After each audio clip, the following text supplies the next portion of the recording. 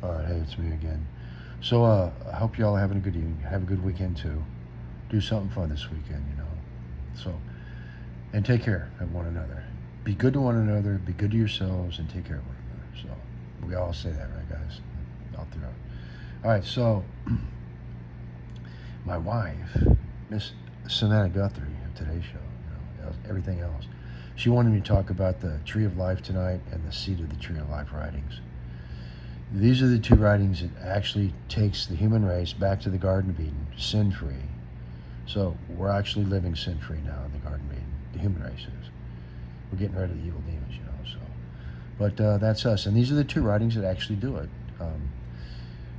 First one, I'll read the seed of the Tree of Life, which is what the Tree of Life actually grew from in a poetic form.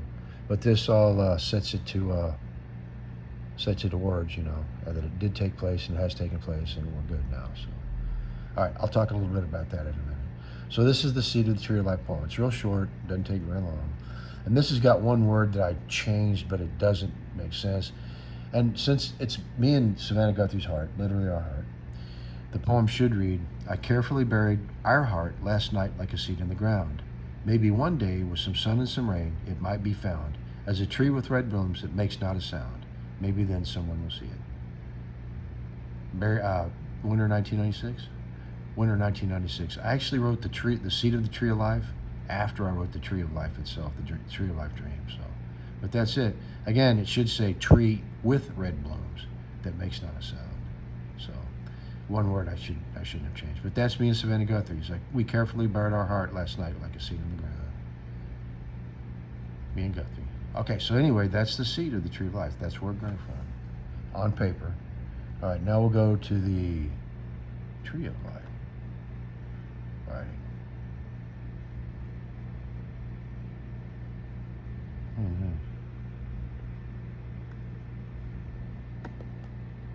Okay, let me snip this off. Copy. All right, here's the Tree of Life dream. The dream of the Tree of Life. And yeah, I borrowed some elements from various places to write this poem. I sure did. Or the writing. It's actually not really a poem. It's more of a writing. And I want to say the style is in keeping with the writing of Genesis, the serpent and the tree and all that good stuff. This time it's a talking dragonfly instead of a talking serpent. So what we've done in this writing, in Genesis, the devil, Satan, was a talking serpent. And in this one, we reduced the devil to a flying dragonfly. As you know, in Genesis, what is it? I'm in Genesis, but Revelation chapter 12 or whatever, he's referred to as the dragon. Well, this finalizes in a dragonfly. And in Revelation 2, where it says that he draws a third of the stars down with his tail, it's a dragonfly's tail. Father can show you. So I'm just making all this sense. And also, you'll see in this part where he lands on the tree with red blooms and starts drinking the sweet nectar. In Revelation, it talks about the red face of Satan, you know, Satan's red face. Well, it's because he lands on the Tree of Life in this writing and sucks the blood out, me and Savannah Guthrie's blood through it. And he's flushed with blood in his face. That's all it is. There's nothing weird about it. He doesn't have a tail like that. It's a dragonfly's tail. But this is all clear right here. So all that mythological view of the devil, where he's got the pitchfork and the horns and all that and the tail, it's a dragonfly. Okay, tail. All right, anyway. All that other stuff's just crap, of course. And he doesn't have two horns of power or anything like that. God himself would never, ever allow some shitbag like that to have any supernatural power at all. He could never rob, steal, or destroy anything of God's, take anything, power, or anything from God. I mean, just think about it, right? Anyway, on with the dream here. Okay, here's the dream. I don't know if you can read all of this. So I borrowed also, one of the elements was from Excalibur, as people have tried to say over the years. I sure did. The part where Merlin says that he had a dream last night, a dream within a dream, it's very appropriate for this writing, and I hope you understand that as you go through the writing and realize that this is the future coming back to the past, so to speak. You know, actually that's what it is. So anyway, I'll read it to you. I had a dream last night, a dream within a dream. Two human beings, that's me and Savannah, I want to make this clear. Me and Savannah Guthrie are the two human beings sitting cross-legged in this field of gold, all right? So I had a dream last night, a dream within a dream. Two human beings me and Savannah Guthrie, sat cross-legged in a field of gold, whispering in awe at all the colors and textures of the beauty that surrounded them. A dragonfly landed in front of them. The pair gazed at the dragonfly's wings. Remember, Satan had those wings, right? Wings of blue, green, and violet. As they gazed at the wings, the dragonfly spoke to them. Serpent, not a serpent this time, a dragonfly, an insect. He's reduced to an insect, flying. So the dragonfly spoke to them. As they gazed at the wings, the dragonfly spoke to them. Fly with me and I will take you there. Where, they asked. To find that out, you must fly with me. Without hesitation, the pair climbed on the dragonfly's back and they lifted off, rising quickly into the warm, sunny air. They flew for a time, but felt that time and space no longer mattered. They enjoyed the flight, admired the sights, and soon they began to descend and landed on a tree having red blooms. The dragonfly began to drink the sweet nectar. The pair lit and looked up.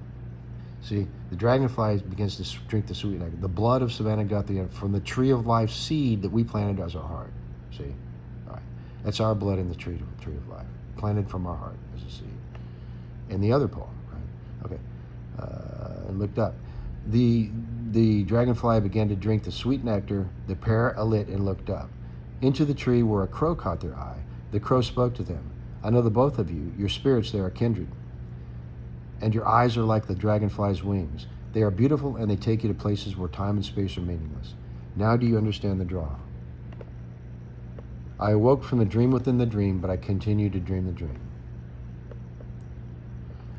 There it is, the Tree of Life, written in the spring of 1995. The Tree of Life grew from our heart, me and Savannah's, planted a seed in the ground, and these are my leaves. Revelation chapter 22, verse 2, talks about the leaves of the tree were for the healing of the nations. These paper leaves are the leaves of the tree. And Tanya can back that up in Belly with Feed the Tree. It's all right there. So wait a minute. Talking leaves, as in leaves of tree, a book, talking leaves, the Cherokee, the field of gold can be found in the first book of Moses called Genesis chapter 2, verse 11, and so on and so forth. As this is laid out, Moses and the words on saying. So if you can take it right there, that's where it is. But this is just, the writing is chock full of symbolism and everything. And it returns us again back to the Garden of Eden, from Revelation back to the Garden. That's really the purpose of Revelation. To reveal, and that's all Revelation means, to reveal something that has been before unknown. So you make the unknown known. That's what Revelation is. We're making all the unknown known to you now. And so we're back in the Garden of Eden again now. The human race is. We're sin-free. We can live in freedom, but we got to get rid of you-know-whats. And that's what we're in the process of doing. So don't worry about going to hell or anything, all you human race folks out there. You're fine. Y'all go to heaven because you're sin-free and you're back in the garden. So eventually we're going to get around to full life in the garden. I mean, things where Father can elaborate on that because he's the one that's providing the Garden of Eden on earth and all that, and Eden itself. So now you know where Eden was, the actual place of Eden. I told you that last night. And the Garden of Eden, too, between those three Iraqi cities. So this is taking us back to that spot in Iraq, so to speak, that was there originally, before the fall from grace of Adam and Eve and the devil, which was already fallen from grace. And I want to say this too about the original first Adam and Eve. Okay, this is important now. The first Adam and Eve went with Satan. They willfully went with Satan from their own free will. So they went with the devil. Now, Savannah and I are second Adam and second Eve, and we're always forgotten everything. So we are first Adam and our second Adam and second Eve. Okay, that's one of the things. A lot of this I've forgotten about over the years, but this thing right here has got so much in it. So many, I should just say, so many things in it.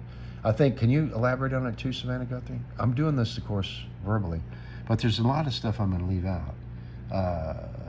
You know what I'll do? I'll just let you guys read it and think about it for a couple of days if you want to. And then a couple of days hence from now, we'll go back over and I'll deal with the symbolism that's heavily throughout this. Some of it I just talked about, but I have to go back over it myself and rethink it and recall it because it's been a long time since I've looked at this writing. So I hope you guys enjoy it. But this, in fact, is the return to the Garden of Eden, folks, on paper. And the heart of the seed of the Tree of Life came from me and Savannah Guthrie's heart, planted as a seed. Like I said, We carefully planted our hearts last night like a seed in the ground. Maybe one day with some sun and some rain, it might be found as a tree with red blooms that makes not a sound. Maybe then someone will see it. That's where the tree of life came from. Our hearts, me and Guthrie's. All right. So I told last night, she and I have seeded life throughout in spirit form. Our spirit wind. We've seeded life throughout the universe for Father, and we're His seed bearers and stuff like that. So it's a great thing to be. Again, second Adam, second Eve. We're now revealed as that too. Sorry, as if it wasn't enough. All the other stuff. So again, you can read it all you want. If you want to, I guess you'll be able to read that, and I can send it off in an email. I'll do that here in a minute, okay, to the website. You guys can read over it and check out the symbolism. But just the main important thing about this is that, we're back in Revelation, but we're going back to the Garden of Eden, Genesis, okay? Remember, I told you guys recently that I teach mostly out of Genesis and Revelation. I'm the Alpha and Omega, all right? We are both the Alpha and Omega, which means that we deal mostly with the end, with the beginning and the end, and now we're back to the beginning again. So, as it should have been in the garden in the first place. I hope you understand that, what I mean. So, the dragonfly drew the third of the stars from heaven in Revelation. And he's red-faced because he's drinking the blood out of the tree of life that me and Savannah came from our heart as a seed. So, that's a couple of things. So, see if you can find anything else out there if you want to try and figure it out. So, we'll talk about it in a couple of days. All right, I'm going to sign this off. I love you, my seed-bearing wife. Hang on.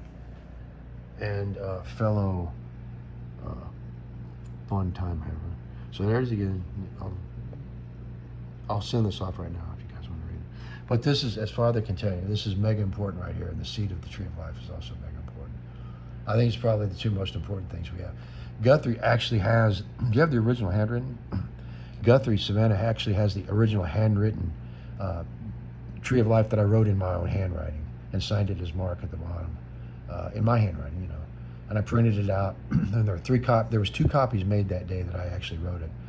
One was given to this guy named Kenny, not Kenny, I can't think of his name, and then another one was given to I kept the other copy, and Tama Tite kept the original.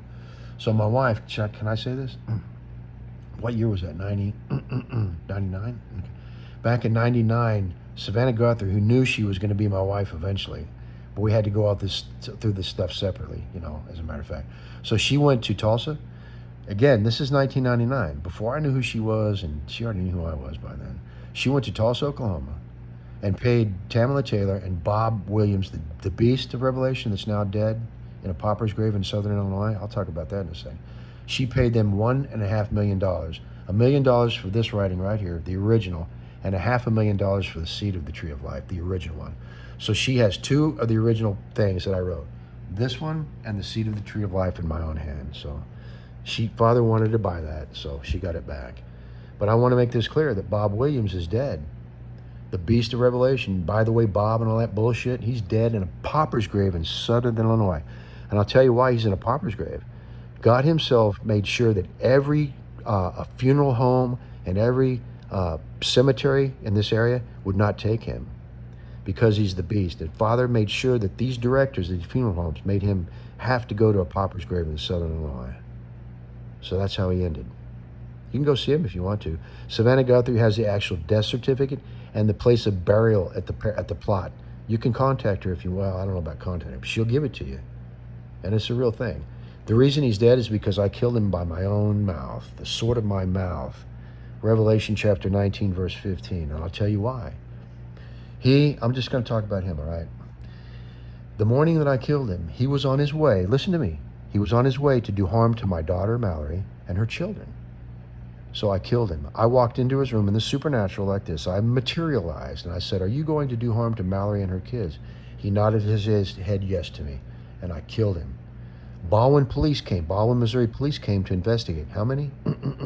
I killed 5 of those guys on the site because they were wanting to come kill me and do harm to me or my family because of that incident. By the way, Bob is dead. He never had any horns of power.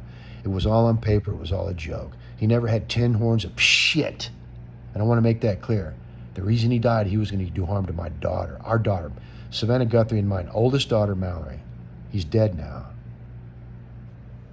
So, not to get sour in the whole thing here, but I just wanted to say that. That's what's been taking place, and everyone knows it. I'll post this up here in a minute. But anyway, back to this. This is the important thing, and along with the Cedar Tree of Life. We have in our possession, Guthrie has in her possession, the original Tree of Life writing and the original Seed of the Tree of Life writing. Paid $1.5 million for it. So anyway, I'll get going here. I love you, Miss Guthrie, my wife, and Seed of Tree Life wife, and all that good stuff. I love you, Mallory. You know, she'll hear this. And anyway, I love you guys. Let me say I love you too. Okay, all right. I love you, Miss Cook. I love you, Annette. I love you, Sweet Nurse. I love you, Dr. and Mrs. Cross. I love you, Paula. I love you, Gwen. I love you, Ashley, out here with the St. Louis Housing Authority, who's on our side, right? Okay. Thank you, SLHA, for everything, and Ashley especially. We love you guys. Can't wait to do good things. All right, it's coming. Okay, so I love all you guys there. I love Charlie, Vale, Olivia, Mom Guthrie, Mom Olivia too. Those we just call them moms. Well, her and Olivia both mom. I'm gonna leave it out. Anyway, Charlie, I love Devereaux, I love Mick, I love his wife, I love everybody like that. So, all right, I'm gonna go. I love you guys, and that's like I said. You can read it. I'll send it off here in a minute to another account wherever it has. I don't know how this all works. So, anyway, I love you, ciao.